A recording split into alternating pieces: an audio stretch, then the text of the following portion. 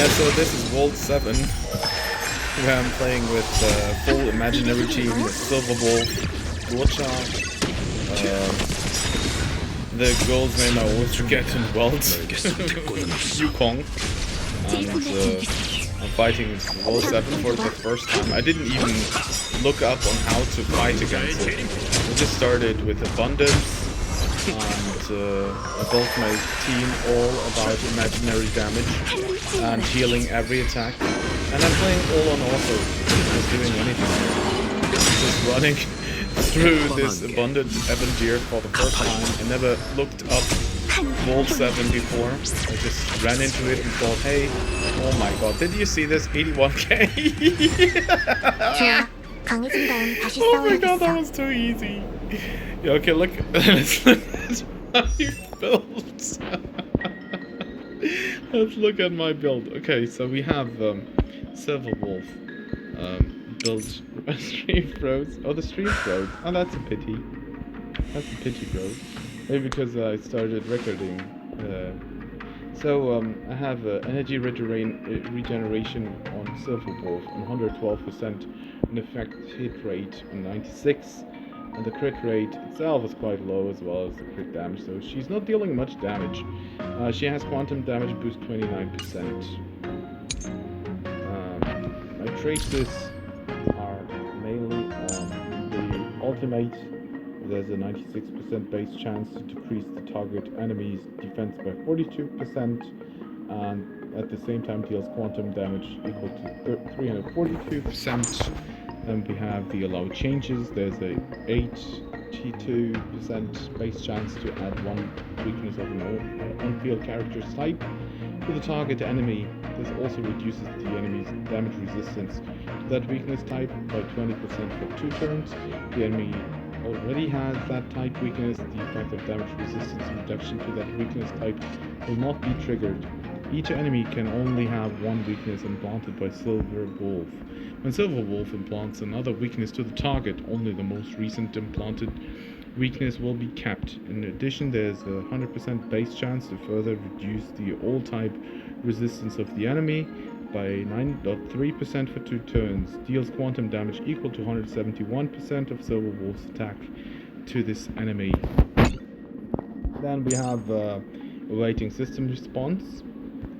Silver Wolf can create 3 types of bugs: reduce attack by 8.7%, reduce defense by 7%, and reduce speed by 5%. Every time Silver Wolf attacks, she has a 69% base chance to implant a random bug that lasts for 3 turns in an enemy target. So these 3 are super important. Also, Force Quit program immediately attacks the enemy after entering battle. Deals quantum damage equal to 80% of Silver Wolf's attack to all enemies and ignores weakness types. Reduces toughness from all enemies. Enemies with their weakness broken in this way will trigger the quantum weakness break effect. Then I finished off pretty much the stat bonuses on effect hit rate, super important. Attack increases, not so important. And the quantum damage, well, why not? And I don't know if this is for all characters. So yeah. But since it's imaginary team, it doesn't matter so much.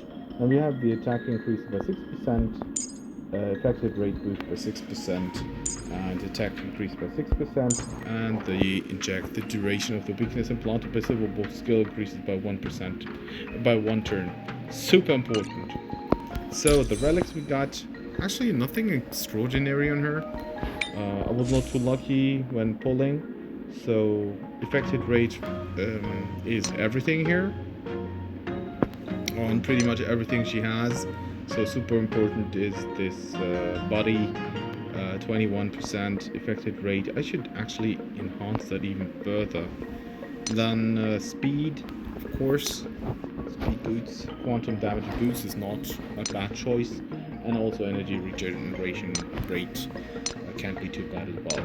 And then we have the thief shooting meteor set effect, which gives her another 16% of increase break effect. Not so important, but yeah, that's how I got it. Then we have Lucha, the build. Oh, right. The light cone for her is before the tutorial mission starts. I have it on 70. increases the wearer's effect hit rate by 40% when the wearer attacks. Defense reduce enemies regenerates 8 energy. Then we have Luocha with the quid pro quo. I didn't get the better ones, unfortunately. At the start of the wearer's turn, regenerates 8 energy for a randomly chosen ally whose current energy is lower than 50%. Then we have the top levels are on Cycle of Life, the talent,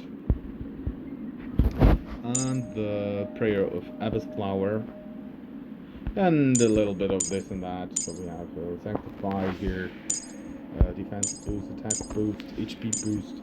Attack boost and the HP boost are pretty much the same on Luocha because he's focusing on heals. And we have the Through the Valley. Oh, no, we don't. Would be nice though. And then here another attack boost. And Mercy of a Fool. After the technique is used, the talent will be immediately triggered at the start of the next battle. Awesome. Okay, then we go back. We check the relics. Gave him a little bit more of love, especially on attack and defense. He has a high attack and quite a good speed. Crit damage, blah blah blah. Energy regeneration rate. I'm not so sure anymore how important it was on him. The energy regeneration rate can boost the amount of energy a character gains by performing actions such as using abilities, defeating enemies, or taking damage. Yeah, so it's pretty important on him. Higher rate means faster energy regeneration, so you can heal all the time actually with him. Yeah, Eidolons, I have 0 on him, on her as well, on Silver Wolf. When we go to Yukong, I pulled actually quite some nice Eidolons. At the start of battle, increase the speed of all allies by 10% for 2 turns. Pretty cool. When an ally's current energy is equal to its energy limit, Yukong regenerates an additional 5 energy. It's also not bad. This effect can only be triggered once for each ally. The trigger count is reset after Yukong uses her ultimate. And skill level +2 up to a maximum of level 15. Basic attack level +1 up to a maximum of level 10. Also pretty nice. Actually, it's extremely good. This is one of the best. So you get like +2 on those skills here, up to +2. That's so good. Okay, so I have, of course, the skill on level 10 now, and can get up to level 12. So yeah, obtains 2 stacks of roaring bowstrings to a maximum of 2 stacks. When roaring bowstrings is active, the attack of all allies increases by 80%. This is why I have so much damage. And so much heal as well. And every time an ally's turns, including Yukong's ends, Yukong's loses 1 stack of roaring bowstrings. When it's the turn where Yukong gains roaring bowstrings by using skill, roaring bowstrings will not be removed. And a little bit of on the talent, and as well on the basic attack, because she's all about attack, but I didn't build her so well. So we have the bonus ability Arcarion. Yukong can resist 1 debuff application for 1 time, pretty nice. This effect can be triggered again 2 turns. And also Bowmaster, when Yukong is on the field, imaginary damage dealt by all allies increases by 12%. This is why I built my team on imaginary. Not only, but this is a good reason. Also imaginary damage increases by 4.8%. So this is only for her, and this is for the rest of the team. And another imaginary and another imaginary damage, and its effect increases. And here even more.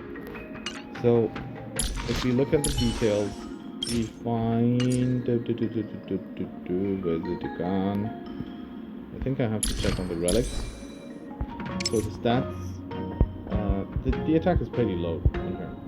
I should really focus more on that. Speed is okay, nothing extraordinary. HP is pretty high, so she's quite bulky.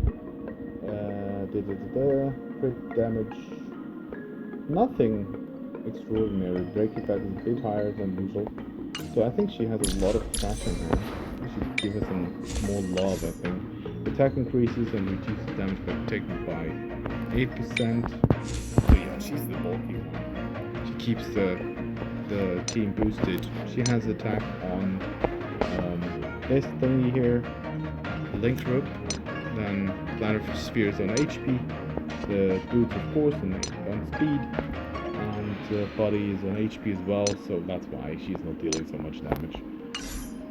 And last but not least, well, to my killer, he has the Good Night and Sleep Well in him. For every debuff the target enemy has, the damage dealt by the wearer increased by 18%. Stacks up so nicely with Silver Wolf in the team, stacking up to 3 times. This effect also applies to damage over time. We have the talent, 45% additional imaginary damage of his attack to the enemy. Deals imaginary damage equal to 120% on the ultimate. And we have the Edge of the Void. Deals imaginary damage equal to 63%, etc., etc. And we have the bonus ability using ultimate additionally regenerates 10 energy, which is so cool. When using ultimate, there's a 100% chance, base chance to increase the damage received by the targets by 12% for 2 turns, and even more imaginary attack, video for fact resistance. Here also attack increases. I should get this one here, and this as well, so we would get some more damage on him. And then we have the time distortion. The relics. So we have our stats on attack a little bit. Crit rate is 41%, crit damage is 85%, energy regeneration is 110, and effective rate is 30%. Imaginary damage boost is 35%, so we can boost his damage even more. We have